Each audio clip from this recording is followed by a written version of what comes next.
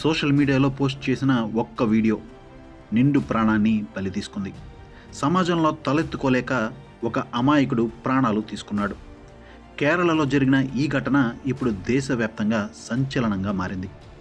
అసలేం జరిగిందంటే, కేరళలోని కోజికోడ్కు చెందిన దీపక్ అనే ప్రైవేట్ ఉద్యోగి బస్సులో ప్రయాణిస్తుండగా షింజిత్ అనే మహిళ అతని వీడియో తీసింది. దీపక్ తన పట్ల అసభ్యంగా ప్రవర్తించాడంటూ ఆ వీడియోను సోషల్ మీడియాలో పోస్ట్ చేసింది. క్షణాల్లో ఆ వీడియో కాస్త వైరల్ అయింది. లక్షల మంది చూశారు. నెటిజన్లు దీపక్ను తిట్టిపోశారు. కానీ నిజం వేరు. బస్సులో ఉన్నప్పుడు ఆ మహిళ కనీసం కండక్టర్కు కూడా ఫిర్యాదు చేయలేదు. కానీ సోషల్ మీడియాలో మాత్రం దీపక్ను దోషిని చేసింది.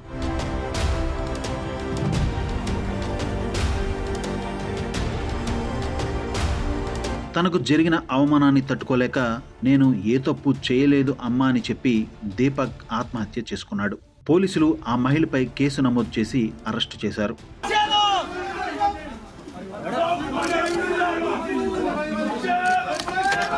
ఈ ఘటనపై ప్రముఖ సామాజిక కార్యకర్త రాహుల్ ఈశ్వర్ స్పందించారు. దీపక్ కుటుంబాన్ని పరామర్శించి 3,17,000 రూపాయల ఆర్థిక సాయం అందించారు. మహిళల రక్షణ కోసం చట్టాలు ఉన్నట్లే పురుషుల హక్కుల కోసం, ఇలాంటి తప్పుడు ఆరోపణల నుంచి రక్షణ కోసం కూడా చట్టాలు ఉండాలని ఆయన డిమాండ్ చేశారు. ദീപകിന്റെ ഓർമ്മ നിലനിർത്താൻ ദീപകിന്റെ സ്മരണാർത്ഥം 24 hours ലഭ്യമായ ഒരു ഹെൽപ്പ് ലൈൻ ഞങ്ങൾ അതിന്റെ വിഷയങ്ങൾ ഓൾറെഡി സംസാരിച്ചിട്ടുണ്ട്. ഒരാഴ്ചക്കുള്ളിൽ സെറ്റപ്പ് ചെയ്യും. 24 മണിക്കൂറും ഏത് പുരുഷനും വിളിച്ചാൽ കിട്ടാൻ സാധിക്കുന്ന mobile phone, land line number അല്ല, പലപ്പോഴും ലാൻഡ് ലൈൻ നമ്പർ ഗവൺമെന്റിൽ നിന്നും വർക്ക് ചെയ്യാറില്ല.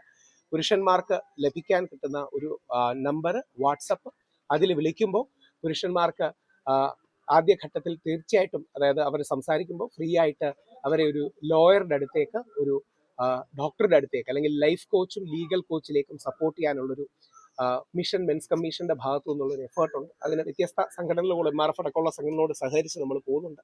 അതോടൊപ്പം ഇമ്പോർട്ടൻ്റ് ആയി നേരത്തെ ഇവിടുത്തെ രാഷ്ട്രീയ പ്രാതിനിധ്യം അടക്കമുള്ള ആൾക്കാർ പറഞ്ഞത്, നിങ്ങൾ ഈ വീട്ടിൽ വരുന്നത് പോലെ തന്നെ ഈ പെൺകുട്ടിയുടെ വീട് അന്വേഷിച്ചെത്താൻ നിങ്ങൾക്ക് ഒരു ബുദ്ധിമുട്ടുമില്ല.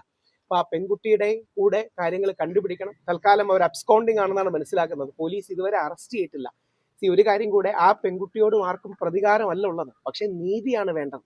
അപ്പം ചിലപ്പോൾ സോഷ്യൽ മീഡിയ പോസ്റ്റിൽ ചില ആൾക്കാരൊക്കെ വളരെ മോശം കമന്റുകൾ ആ പെൺകുട്ടിക്കെതിരെ ഇടുന്നത് പറ്റും കണ്ടു. അതിനോടൊന്നും ആരും യോജിക്കുന്നില്ല. കാര്യം പ്രതികാരമല്ല നീതി. പക്ഷേ ദീപകിന് നീതി കിട്ടണം, ദീപകിന്റെ കുടുംബത്തിന് നീതി കിട്ടണം. ഇന്ത്യൻ നിയമം അനുശാസിക്കുന്ന ആത്മഹത്യാ പ്രേരണയും IT ആക്ടും അടക്കമുള്ള വകുപ്പുകൾ ചുമത്തി ആ പെൺകുട്ടിയെ അറസ്റ്റ് ചെയ്യണം. അത് വേറൊന്നും കൊണ്ടല്ല, അതാണ് നിയമം എന്നുള്ളത് കൊണ്ടാണ്. നാളെ ഇത് ഏറ്റവും പ്രധാനം, നാളെ വേറൊരാളുടെ കണ്ടന്റിന് വേണ്ടി നമ്മുടെ ജീവിതം അല്ലെങ്കിൽ ഒരു പുരുഷന്റെ ജീവിതം ഇല്ലാതായ, ഞാനിത് പറയുന്ന ഒരു അച്ഛനായിട്ട് കൂടെയാണ്.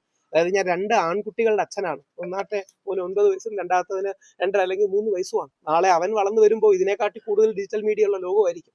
നാളെ അവരുടെ കണ്ടന്റിനായിട്ടോ അവരുടെ ശത്രുക്കളോ അല്ലെങ്കിൽ ആരെങ്കിലും ചെയ്യരുത്. നമ്മുടെ ആദരണീയനായ മുഖ്യമന്ത്രിക്കടക്കം മകനുള്ളതാണ്, നമുക്ക് എല്ലാവർക്കും ആൺമക്കളും ഉള്ളതാണ്. സ്ത്രീകളോടൊപ്പം തീർച്ചയായിട്ടും വേണം എല്ലാവിധ പിന്തുണയും സ്ത്രീകൾക്കുണ്ട്. എന്നാൽ പുരുഷന്മാർക്കും കൂടി സപ്പോർട്ട് വേണം. ഇന്ന് 11:30 പ്രസ് മീറ്റ് ഉണ്ട്. ആ പ്രസ് മീറ്റിലും നിങ്ങൾ ആലോചിക്കേണ്ട, മാധ്യമങ്ങൾ ആലോചിക്കേണ്ട ഒരു കാര്യം, ഏകദേശം 11 മാസമായി നിയമസഭയിൽ പുരുഷ കമ്മീഷൻ ബില്ല് ഇരിക്കുകയാണ്. 11 മാസമായിട്ട്. കഴിഞ്ഞ ഫെബ്രുവരിയിൽ സ്പീക്കർ പെർമിഷൻ കൊടുത്തതാണ്. ഇതുവരെ അവതരിപ്പിക്കാതിരിക്കുന്നതിന്റെ കാര്യം, നിങ്ങൾ മാധ്യമങ്ങൾ അവരെ സ്ത്രീ വിരുദ്ധരെന്ന് വിളിക്കുമെന്ന് പേടിച്ചാണ്.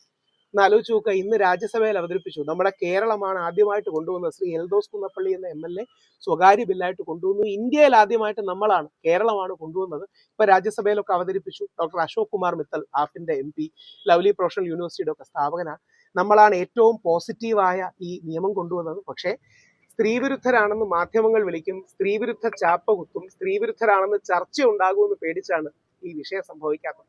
അതിനും കൂടി സപ്പോർട്ട് കൊടുക്കണം. അപ്പോൾ ഒന്നുകൂടെ സംക്ഷിപ്ത പറഞ്ഞാൽ, ദീപകിന്റെ അച്ഛനെയും അമ്മയും കാണുകയുണ്ടായി. ഞങ്ങളാൽ കഴിയുന്ന രീതിയിലും ശ്രീ ഫൈസലിന്റെയും ഹില്ലറിന്റെയും സപ്പോർട്ടോടുകൂടി 3,17,000 3,17,000 രൂപ കൊടുക്കുകയുണ്ടായി. അവർക്ക് ഇനിയും നമ്മളാൽ കഴിയുന്ന രീതിയിലുള്ള പിന്തുണ കണ്ടിന്യൂ ചെയ്യും.